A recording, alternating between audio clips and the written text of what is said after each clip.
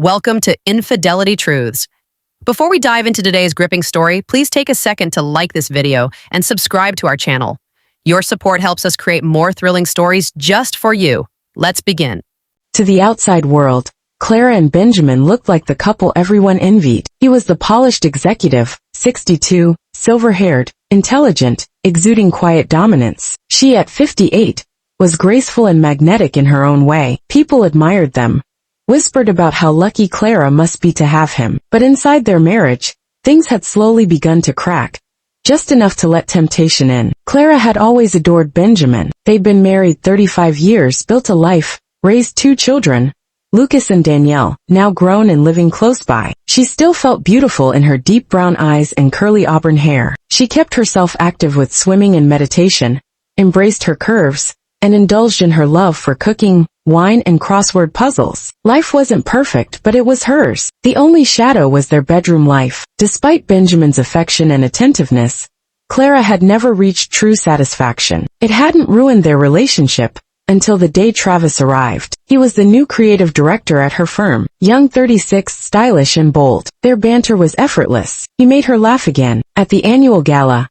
Clara dressed in a midnight blue dress that hugged her in all the right places. Benjamin looked handsome beside her in a charcoal suit, sipping whiskey and casually commanding the room. But her eyes kept returning to Travis, his teasing smiles, the way he watched her across the dance floor. Later that night, Benjamin saw it too. "You like him," he said, not accusing, just noticing. Clara hesitated. "I don't know. Maybe. It's flattering, that's all." To her surprise, Benjamin didn't scold or snap. Instead, he listened. And that night, they shared the most honest conversation they'd had in years. They confessed old fantasies, admitted desires they buried beneath routine. Benjamin revealed, he always wondered what it would be like to see Clara desired by someone else. A fantasy, a harmless thought, until it wasn't. Their relationship changed, became electric again. They experimented more, watched films together, shared long talks under the sheets. But Travis's presence kept creeping in. He flirted, he asked her to dinner, and despite saying no, Clara felt her curiosity burn. One night,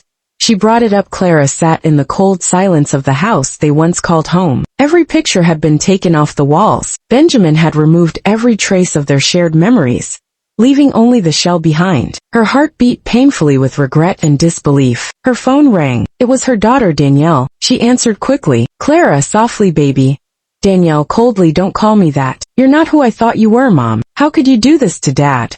To all of us?" "Clara, you don't understand. We talked about it. He gave me permission." "Danielle, stop. Do you know how humiliated he was when he showed up at my house, handing me those screenshots?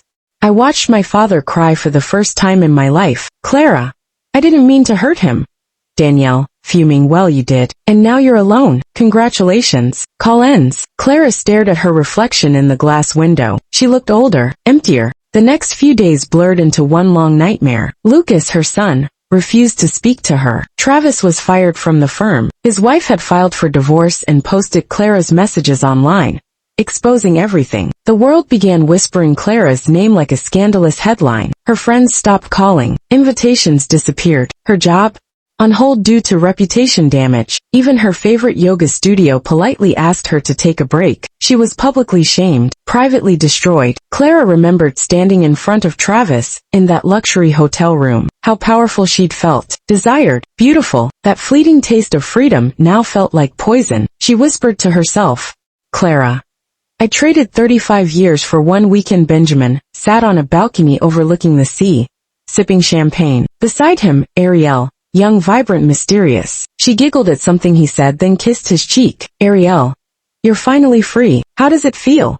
Benjamin, smirking like, "I've won." But behind his eyes was pain, a kind that only love turned betrayal could plant deep. Clara dug through her drawers and pulled out old letters, love notes from Benjamin decades ago. She sobbed, reading the words of a man who once adored her with his soul. But the final letter wasn't one from the past. It was a freshly written one. From Benjamin, "Clara, I wanted to forgive you. I truly did. But something in me broke the day I saw you choose excitement over loyalty. I gave you freedom, but you used it to humiliate me. I didn't just lose a wife. I lost my dignity. Goodbye, Ben." She tore the letter in half. Then something in her shifted. "Clara," through gritted teeth, "no. I won't let this be the end of my story. The sunlight streamed through Clara's window. Her eyes were swollen from crying, but her posture was different today, stronger, determined. She sat at her vanity, putting on makeup like armor. Gone was the guilt-ridden woman from before. This was Clara too. Clara V. I lost everything. My husband, my children, my pride. But maybe, just maybe, that's what I needed to find myself again. Job interview day, Clara sat across from an HR manager. Confident, poised. HR manager. Your previous reputation raised some concerns, but your portfolio speaks for itself. We'll give you a trial run. Clara smiling, that's all I need. Benjamin's office. Same day Benjamin looked over a file. He had started his own consulting firm. Business was booming, but his smile faded when he noticed a gift box on his desk. He opened it to find a single red high heel.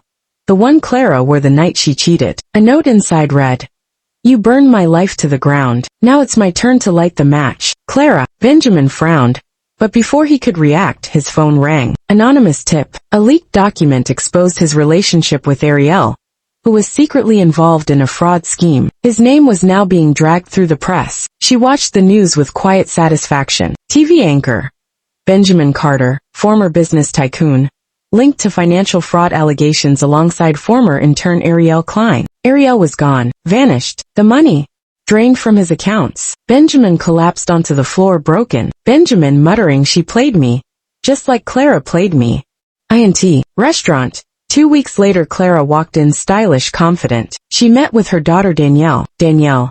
"Mom, I didn't expect you to." Clara. "I'm not here to ask for forgiveness. I'm here to earn it, day by day. And if that means starting at zero with you and your brother, I'm ready." Danielle studied her mother, then slowly nodded. "Danielle, start with dinner." A smile cracked across Clara's face for the first time in months. Clara stood barefoot at the edge of the water. Free. Clara V. He gave me freedom. I used it wrong. But sometimes, the worst fall births the strongest rise. She looked down at her phone. An unknown number messaged. "You're stronger than they thought. Let's talk." She stared at the message, paused, then deleted. Clara turned away from the ocean and walked off.